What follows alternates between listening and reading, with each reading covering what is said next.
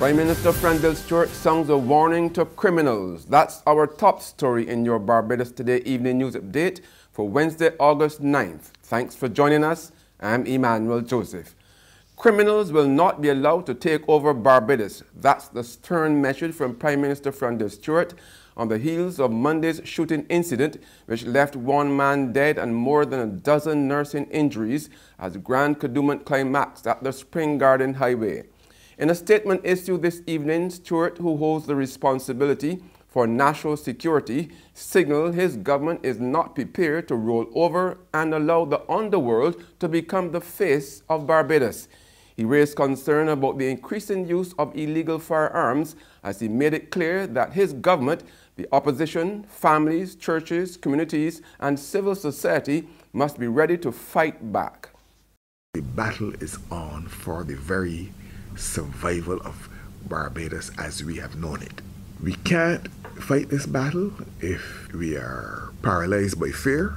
We cannot win this battle if we believe that indifference is the best response to it. We don't want a society in which our young people are more familiar with the sound of gunfire than they are with the sound of an orchestra. We have to strengthen our policing, and of course our courts have to send very strong signals that as the guardians of the values of our society, they're not going to tolerate this kind of behavior.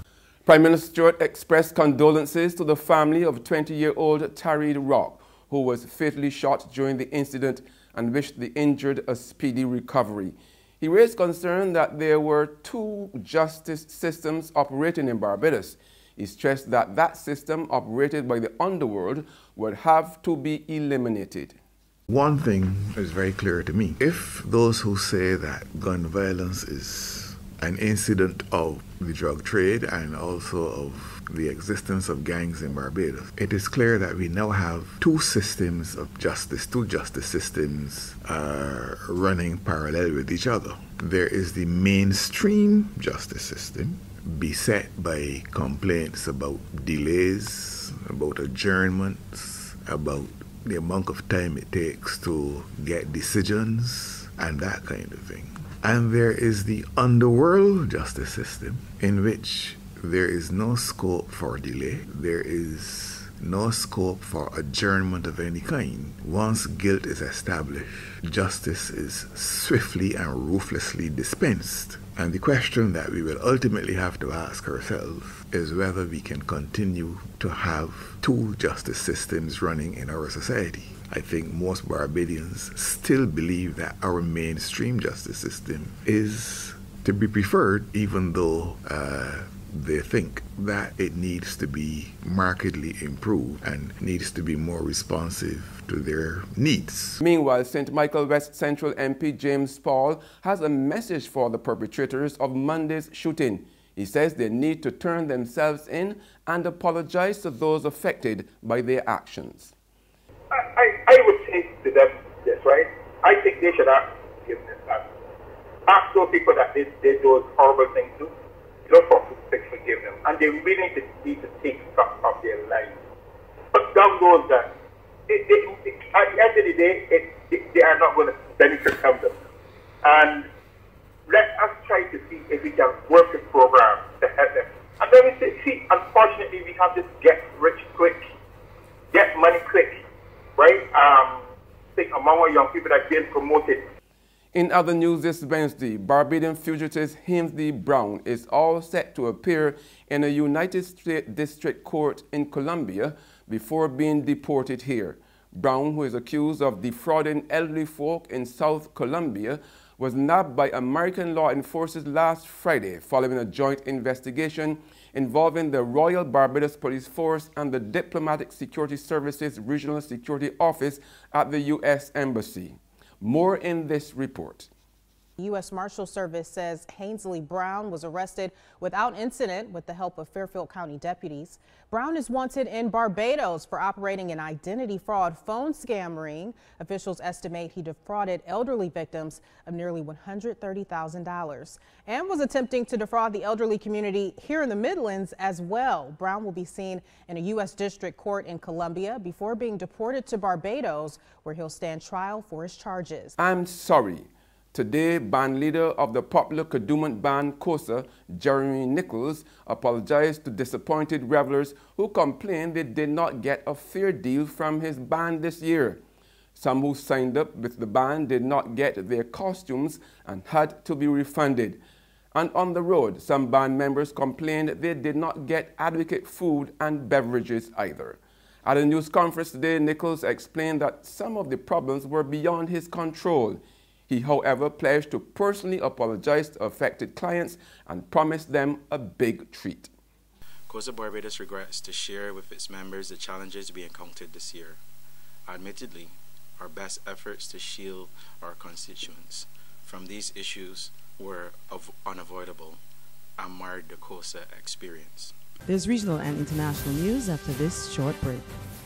Who call and get your yams and potatoes? Wait, my girl, how you want to for long? I got how you keeping, but you don't sell the nation paper no more. But that paper ain't selling this much now. I stop selling that. Look, one time I would have make a little dollar on the Sunday sun, but when Sunday night, I still trying to get the weather there. Well, you know you can't call that the Sunday sun no more. You're gonna call that sunset news. Call at no time that news stale. People complain that them ain't got nothing in it to read, and the price keep going up all the time. A woman abused me so sick the other day, telling me that she just read Barbados today online for free. I can't take that abusing soul, so I switched to my potatoes and yams. Well, let me tell you, if pork selling, you got to raise pigs. How much for the yams? Oh, 75 cents a pound. But that's cheaper than that stale news. Give me... How much you want? A pound. Only a pound? Anyhow, these eating real good. Let me wrap them up for you. Come. The Barbados Today, news you can trust.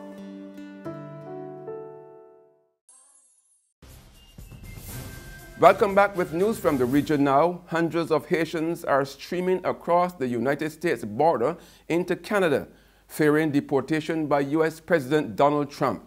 More in this report from Reuters Television. Earlier this year, U.S. authorities began telling those who fled the earthquake 7 years ago to start getting their travel documents in order for their return to Haiti. Many appear to have chosen Canada instead. I found that Canada was the best option for me and my family. You guys understand humanitarian. Unlike in the United States, you treat people as human beings. They are just the latest group to begin leaving the U.S. for Canada. These Haitians are among the more than 4,300 people who have walked across the U.S. border into Canada since January of this year. Many of them who have spoken to Reuters say they are fleeing U.S. President Donald Trump's immigration crackdown. They come from Somalia, Burundi, Pakistan, Honduras. They all say they hope to achieve refugee status in Canada, but having gone through the United States first puts them at a disadvantage. And the growing influx of asylum seekers has worsened delays for those waiting to have their claims heard. A community group in Montreal that is helping settle the newcomers telling Reuters they've seen 400 to 500 Haitian asylum seekers walking into Quebec in the past week. Quebec's immigration minister saying the province is getting up to 150 refugee claims per day. A quarter of these people generally are children. They're children that are going to need to go to school. We want to make sure our schools are ready to receive them. Overall, Canada is on track this year to have the most asylum claims in almost a decade. Further afield, relief and cleanup operations are underway in China following yesterday's powerful earthquake. A 7.0 magnitude earthquake killed at least 19 people. 6 tourists are believed dead and some 247 people have been injured.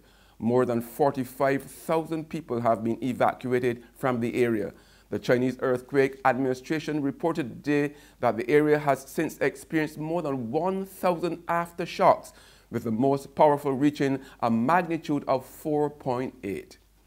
And that's news, but for the very latest, visit our website at www.barbadostoday.bb. Also subscribe to our e-paper, email updates, and like us on Facebook.